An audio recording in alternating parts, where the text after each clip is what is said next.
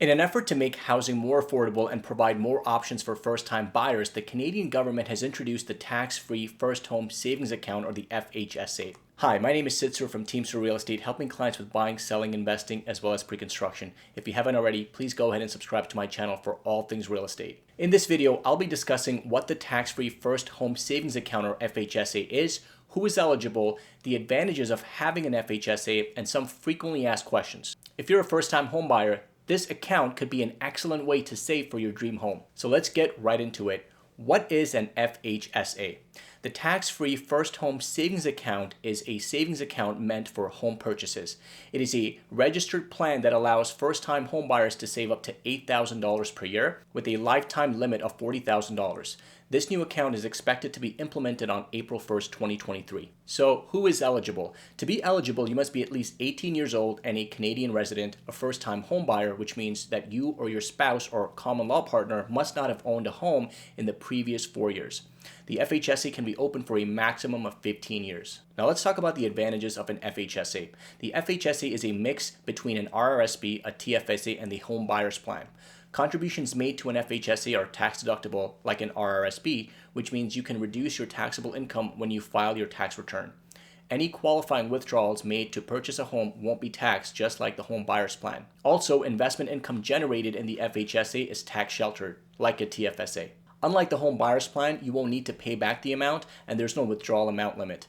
Also, if you decide to use this amount for something other than a house, you can transfer the money to an RRSP without affecting your contribution room. Now, let's talk about how this compares to an RRSP and a TFSA. So I'm going to share a chart with you to show you the differences. Now, the FHSA is the same as an RRSP, in which the contributions are tax deductible. The withdrawals for home purchases are also non-taxable, just like an RRSP and TFSA. Also, the annual contribution amount is not tied to an income level. So everybody qualifies for a maximum of up to an $8,000 a year limit to a maximum limit of $40,000 lifetime limit. The account can also hold savings and investments just like an RRSP and TFSA. Also, any unused annual contributions carry forward to the next year, just like an RRSP and TFSA. This is again meant for first-time homebuyers, and the total contribution limit in a FHSA, as mentioned, is $40,000. Now, we still are yet to find out whether or not you can check your contribution remaining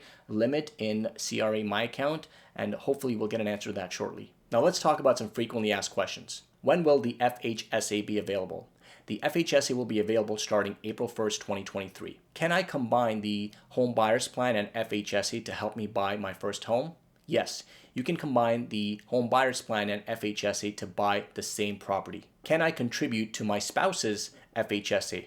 No, it's not possible to contribute your spouse's FHSA based on your own contribution room. However, you can make a gift or loan to your spouse to contribute to their own FHSA. What investments can I hold in the account? The list of qualified investments for the FHSA is the same as it is for TFSAs. After you contribute to the account, you can choose to invest in publicly traded stocks, ETFs, bonds, etc. The prohibited investment and non-qualifying investment rules applicable to other registered plans will also apply to FHSAs.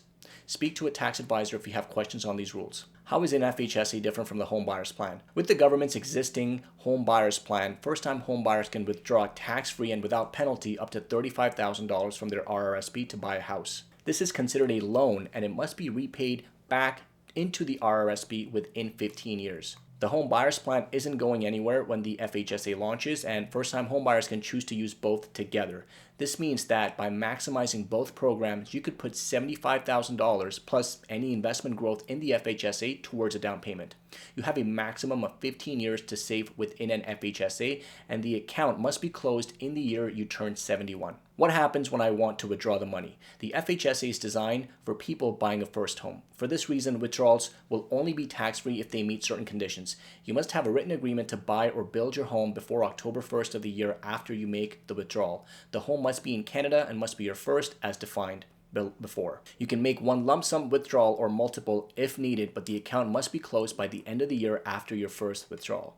If your withdrawal does not meet the above requirements, it will be included in your taxable income for that year and tax will be withheld. You do not get the contribution room back after making a non-qualifying withdrawal. What happens if I don't buy a house? If you decide not to buy a house, then you can transfer the money you've saved and any investment income earned directly to an RRSP. There is a no penalty and no tax at the time of transfer. However, keep in mind that once in the RRSP account, the money will then be taxable when you withdraw based on the rules of those account types. When you transfer money from an FHSA to an RRSP, it doesn't change your RRSP contribution limits. It becomes $40,000 plus any income of additional contribution room.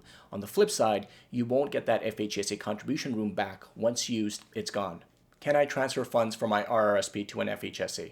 Tax-free transfer from an RRSP to an FHSA will be allowed, subject to FHSA annual and lifetime contribution limits and the qualified investment rules. However, transfers from an RRSP to an FHSA will not be tax deductible and won't reinstate your RRSP contribution room. So, is an FHSA right for you? If you're looking for a tax-efficient way to save toward the purchase of your home, then it may be.